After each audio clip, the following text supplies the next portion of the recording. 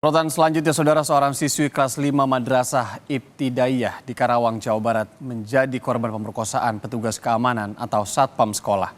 Kejahatan seksual ini telah dilakukan oleh pelaku selama 1 tahun hingga korban mengalami trauma berat.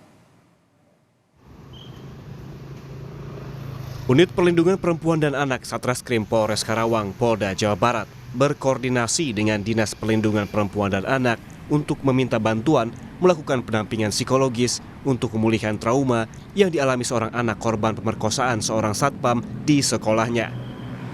Sejumlah psikolog didatangkan ke rumah korban untuk memulihkan kondisi psikisnya. Pendampingan psikologis dibutuhkan mengingat korban mengalami trauma berat akibat pemerkosaan yang dilakukan dalam waktu yang cukup lama, yakni 1 tahun sejak korban duduk di kelas 4 hingga saat ini duduk di kelas 5. Selama kurun waktu 1 tahun, selain diperkosa, korban juga mendapatkan tekanan dan ancaman dari pelaku.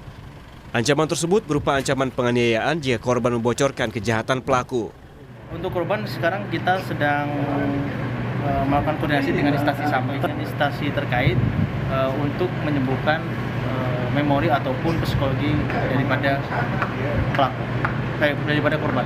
Pihak keluarga korban, saya itu keluarga korban melaporkan kepada kepolisian.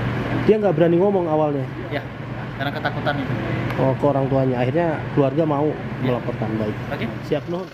Sementara itu, Satreskrim Polres Karawang telah menangkap pelaku yang merupakan satpam di tempat korban bersekolah. Pelaku mengaku mengancam akan menganiaya korban jika ia melaporkan perbuatan bejatnya.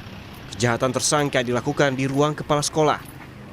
Dengan modus yaitu setelah korban ini datang pada pagi hari, sekolah masih keadaan sepi, tidak ada orang. Kemudian karena yang bersangkutan memegang kunci dari ruang kepala sekolah, akhirnya saat korban datang, korban ditarik dan diajak ke ruang kepala sekolah.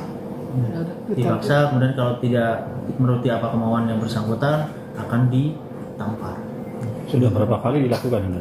Perbuatan ini sudah berlangsung hampir 1 tahun. Sudah 10 kali lebih.